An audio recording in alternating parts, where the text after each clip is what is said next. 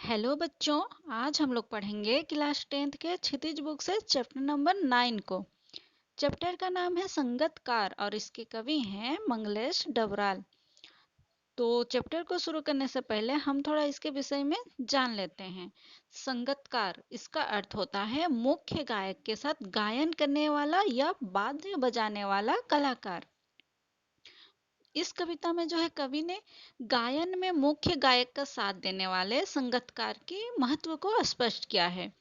दृश्य माध्यम की प्रस्तुतियों जैसे कि नाटक, फिल्म, नृत्य, संगीत, इन सब में तो संगतकार का महत्व है ही। इसके अलावा हम समाज और इतिहास में भी ऐसे अनेक प्रसंगों को देख सकते हैं जहां नायक की सफलता में अनेक लोगों ने महत्वपूर्ण भूमिका निभाई है।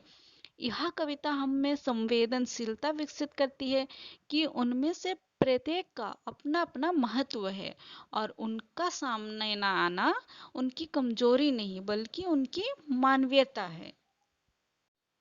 तो चलिए अब कविता को स्टार्ट करते हैं।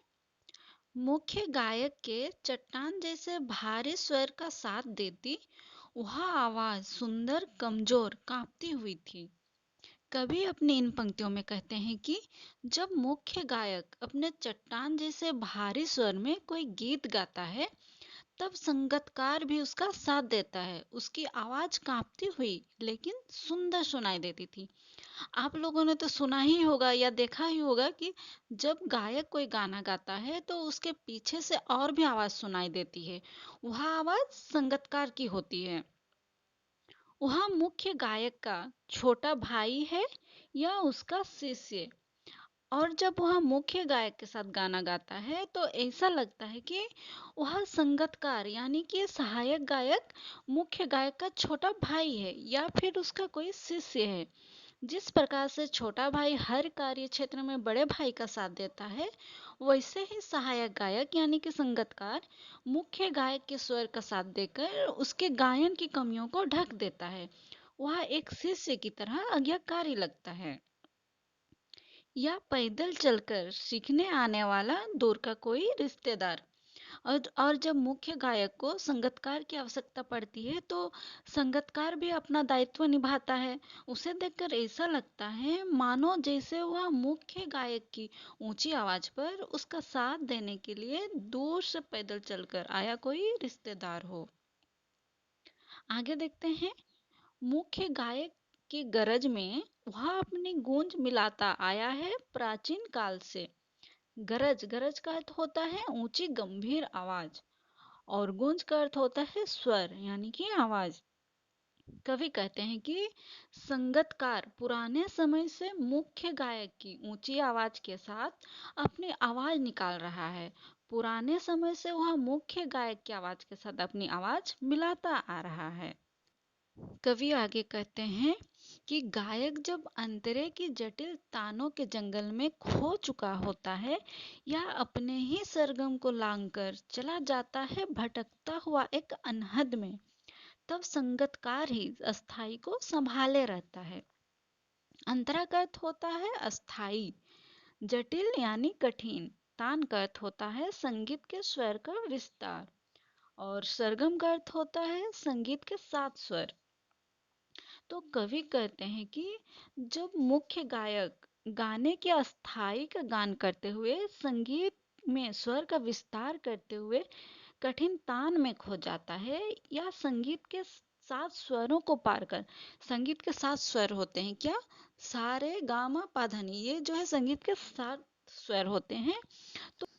तो जब वो इन 7 स्वरों को पार कर अनहद की खोज में भटक जाता है यानी कि वह अपने संगीत के लय में इतना खो जाता है कि उसे गाने के सुर ताल का कुछ पता ही नहीं चलता है। आगे सुर को कैसे पकड़ना है यह उसे समझ नहीं आता और वह उलझ सा जाता है। ऐसे समय में भी उसका संगतकार निरंतर अपनी सुरीली आवाज में संगीत के सुर ताल को पकड़े रहता है, जैसे समेटता हो मुख्य गायक का पीछे छूटा हुआ सामान। इस दौरान ऐसा लगता है मानो मुख्य गायक अपना कुछ सामान पीछे छोड़ते हुए चला जाता है और संगतकार उसे समेटते हुए उसके साथ आगे बढ़ता है। जैसे याद दिलाता हो उसका बचपन जब वह नौ सीखिया था। नौसिखिया यानी कि जिसने अभी सीखना आरंभ किया हो। संगीतकार की भूमिका से ऐसा लगता है मानो वह मुख्य गायक को उसके बचपन की याद दिलाता हो, जब वह संगीत सीखा करता था और अक्सर स्वर भूल जाया करता था। आगे देखते हैं।